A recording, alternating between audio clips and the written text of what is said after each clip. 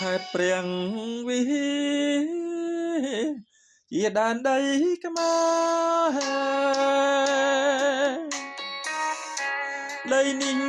ជាគេតាំងពីដូនតា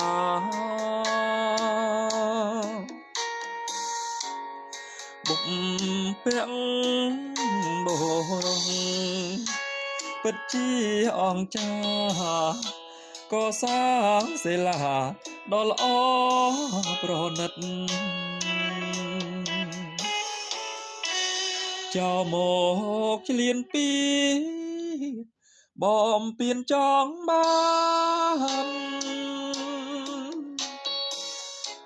ពីរាំងក្លាហានខ្មែរអស់ចាស់ពិតបើ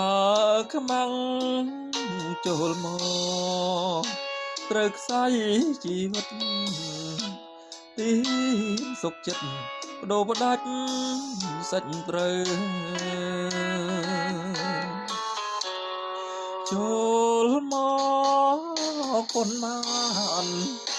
ទៅវិញមិនគ្រប់ខ្លះត្រូវស្លាប់កប់ធ្វើជីអីលេ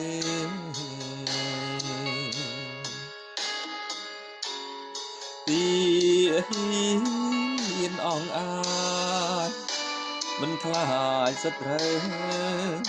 ចូលបានតែទៅវិញមិនគ្រប់ឡើយចោលយកមិនបានក៏ផ្លងកំតិច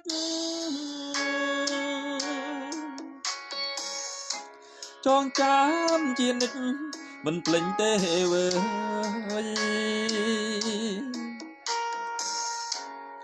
ចោ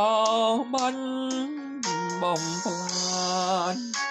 ប្រាសាទខ្មែរហើយអរកូនខ្មែរត្រូវចាំរហូត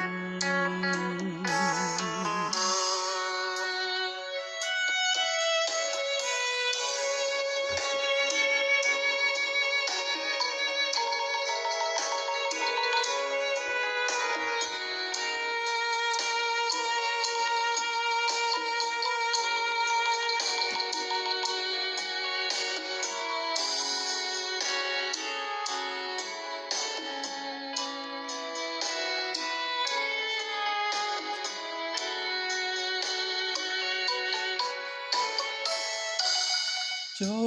លមកប៉ុន្មានទៅវិញមិនគ្រប់ខ្លះត្រូវស្លាប់កប់ធ្វើជីអីលើ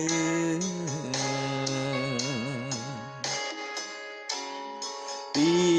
ហ៊ានអងអាចមិនខ្លាចសត្រូវចូលបានតែទៅវិញមិនគ្រប់ឡើយចោលយកមិនបានក៏ផ្លងកំតិចចងចាំជានិច្ចមិនភ្លេចទេវើយចោលបាញ់បំផ្លាញប្រាសាទខ្មែរហើយអរកូនខ្មែរត្រូវចាំរហូត